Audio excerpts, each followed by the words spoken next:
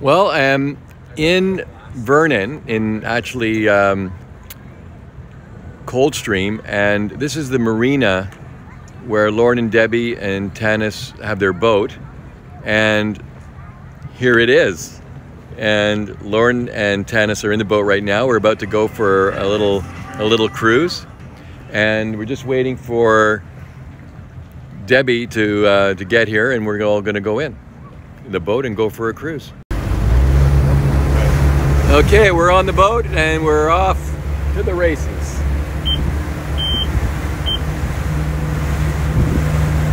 Deb, turn around, say hi. Deb. Hi. Lauren. Hello. Tanis. Hi. Okay.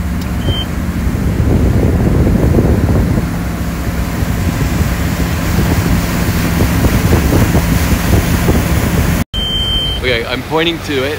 Go ahead. That's that's a fire that existed about 10 days ago, and you can see the burnt area on the front of what's called Cal Rock, that mountain. Okay. So right now we are on Kalamalka Lake. This is Rattlesnake Point. It is a very infamous cliff jumping area. As we come around, the people are sitting here watching people in their tent. As we get around the point, here you go, look, so you can see all the people, all the kids hanging out. Somebody's up there, they're trying to walk up the top. Okay. There goes Lauren. How does it feel? Cool. Beautiful. Well, very refreshing. There's Tanis. Say hi, Tanis. What? Say hi. Hi. And have more jumpers here. Okay, this is the other end of, what is it called? Rattlesnake Point? This is the point right here. Yeah, okay. We're just going by a popular beach called J Beach, so a lot of people are having fun. So Lauren, you have a lot of information on Kalamalka Lake. Tell us a little bit more about this lake. Kalamalka is It's over 1,000 feet deep. one of the nicest lakes in the world, freshwater lakes in the world. I believe it's National Geographic named it as number 5 or number 6 most beautiful lake in the world. The water is very clean. It's always warm in the summertime. It's about 800-900 feet deep at its deepest. Kalamalka is an Indian name that stands for Lake of Many Colors. In fact, when you look at it from the air, you can see patches of aquamarine and deep green and blue all over the lake. Very, very pretty. I have friends that grew up in the Lake of the Woods area in Ontario and have come here and got into the water and have proclaimed how beautiful the lake is compared to what they can get north of Toronto. Lauren, there's a boat on the right. Beautiful. Well, thank you very much for that commentary. That's awesome. Well, we're coming back to the marina, and I want to thank Lauren and Debbie and Tanis for inviting me onto their boat. Thank you very, very much. Well, I had a great time this morning going for the boat ride and having a great time with Lauren and Vance and Debbie and Tanis. It was great. And now I'm going to be heading back out. My next stop is probably Sicamous and Revelsoke. But before Well, I just arrived in Sicamous, BC, my next stop. And one of my very favorite customers is Mike Gaisley from Shuswap Ski and Board, and he's actually an Audi owner himself. He's got a Q5, or actually it's an SQ5. And I'm going to, come in and say hi. I think we're going to be going out for dinner. I did talk to him. We'll see what's going on.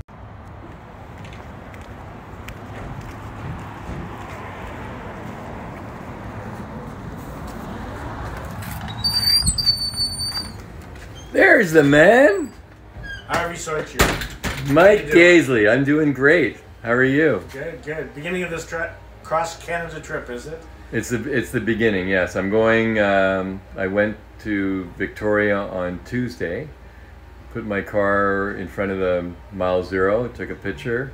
Did you dip your toes in the ocean? No, I didn't do that because I did that last year. And it's not about dipping the toes or the wheels, which I had done in the first drive, but this time I didn't think it was really that necessary. I may do it on the way back because I'm going to be going to Kilometer Zero in St. John's, Newfoundland, and then I'll probably go to Kitty Vitty Harbor, where there is a boat ramp where I did it last time. So I'll probably go there and take a picture.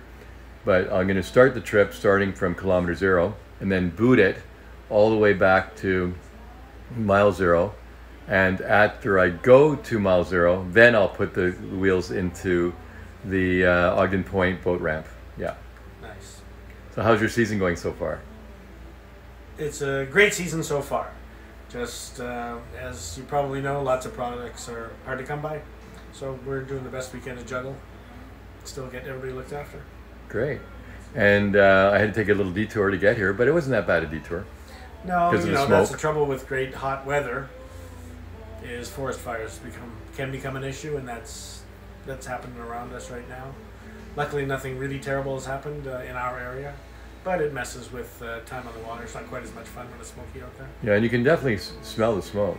Yeah, you can smell and taste the smoke. Yeah, but it's not as bad as when I first left Vancouver. You know, people were saying, watch out, you know, but it's not as bad as I thought. Mind you, I did see a fire coming into Penticton. I actually reported it because it was brand new fire. And it wasn't that big, but it was on a hillside, and I called it in. Anyway, we talked about having dinner. Yes, let's go have some dinner. Okay, great.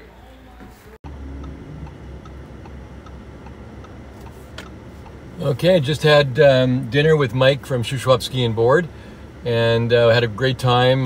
He even bought me dinner. That was usually all these years.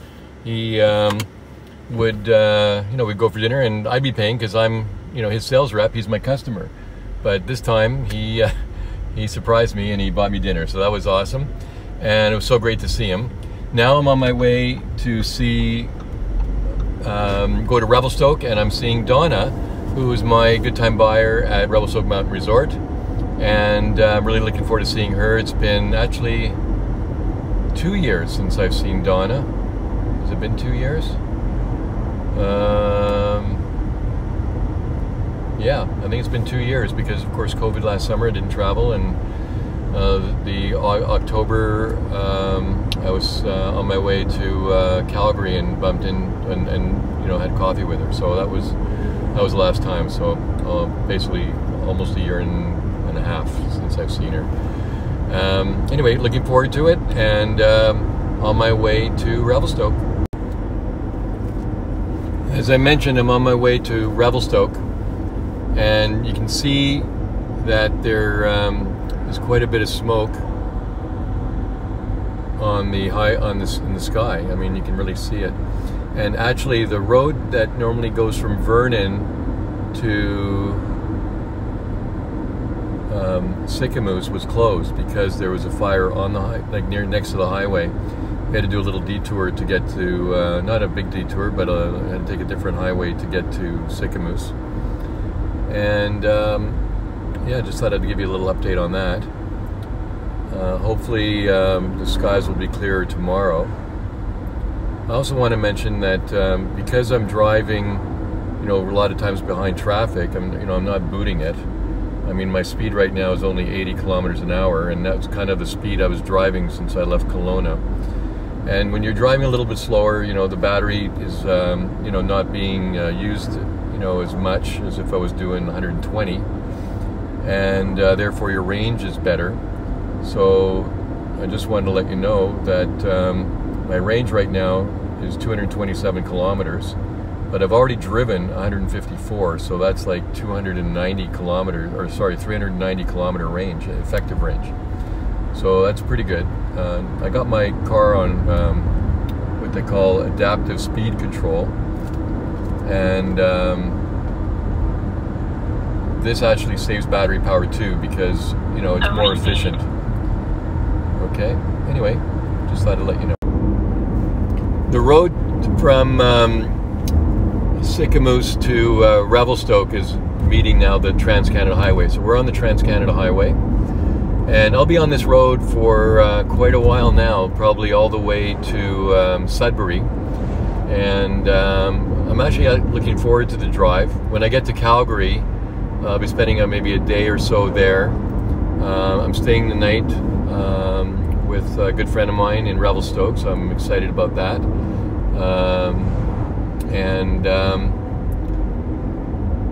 I'm also just want to let you know that you can really see the smoke now. I mean, it's 7 o'clock or 8 o'clock now at night, and it's not dark because there's no sun out. It's dark because of the smoke. I don't smell the smoke in my car. You know, it's air conditioned and it's got a HEPA filter. But as soon as you open a window, you can definitely smell it. And there's actually, when I was parked earlier having dinner with Mike, you know, you can see the ash on my car. So it's definitely happening. You know, the forest fire situations. And there was even a sign on the highway a while ago. It says, "Do not stop to look at wildfires." You know, that's what's happening. Anyway, I'm behind a transport truck, which I'm on, you know, cruise control, auto cruise control, or adaptive cruise control. And what's nice is that it helps my range. You know, it's actually breaking the wind for me, so I'm using less battery. But I'm set, you know, at a safe distance, and everything's good. And we're just coming up to, I think, the Three Valley Gap. The Three Valley Gap is a very famous section of the Trans-Canada Highway before you get to Revelstoke. In the winter, we're not there yet, but yeah, we're just passing the Enchanted Forest, just a nice tourist spot for the kids mostly. But as we get closer to Three Valley Gap, I'll give you some history on that. We're coming into Three Valley Gap, and man, oh man, look at all that smoke. You can see the steep slopes in front of the car, and in the winter time, this road gets closed quite often due to avalanche control or just pure avalanches. You can see the avalanche control right here with a stop sign with the gates going up and down. And you can see that there's not much room here. You got steep cliffs on the right and water on the left, and this lake is usually frozen solid, and quite often you can get, you know, sometimes you get the odd person skating on it. And it can get pretty windy through here too, because the thermals can rush through, and, you know, with the Venturi effect, you can get quite a bit of wind. And actually I can see a fire right now on the left hand side of the car, but I'm not going to move the camera because I don't want to do that while I'm driving. Anyway, this is the Three Valley Gap motel, whatever you want to call it, and they got a gift shop there. And I'm sure that their tourist business is not quite as good as it normally is because of the smoke. When I was talking to Mike, he mentioned to me that even though he's doing well this year, he said the business is a bit down because a lot of people that come to enjoy the water and, you know, this area, which is so much well known for water sports, motorsports, camping, hiking, etc. You know, people are coming and then they go because of the smoke. Well, we're coming into Revelstoke, and we're crossing the Columbia River. This is a bridge that's been here for a long time. And in 500 meters, turn right onto Victoria Road West. Anyway, I'll tell you a little bit about Donna, who I'm visiting tonight. She's very kind to let me stay in her guest room. And we've been really good friends as buyers. She's my buyer at Revelsoke Mountain Resort, my former buyer, and she's been just a great friend. Now turn right. And we're looking forward to seeing her. It's been, like I said, a year and a half. In 250 meters, take the second traffic circle exit onto Victoria Road West.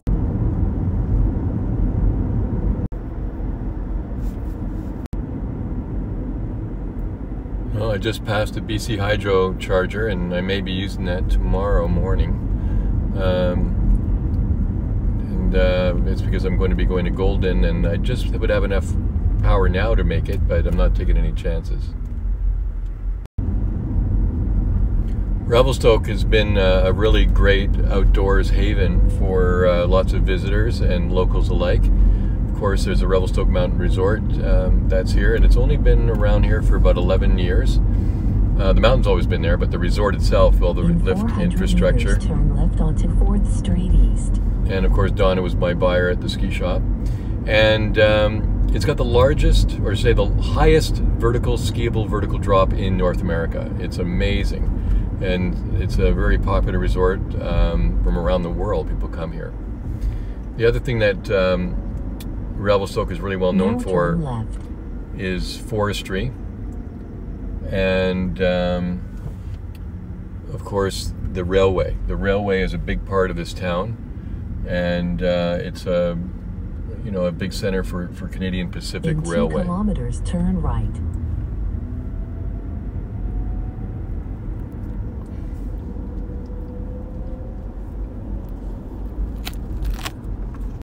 Well, we got Donna and Ken, who are my hosts tonight. And I really want to thank you guys for having me over tonight. And it's so good to see you, Donna. So nice to see you as always, Harvey, too.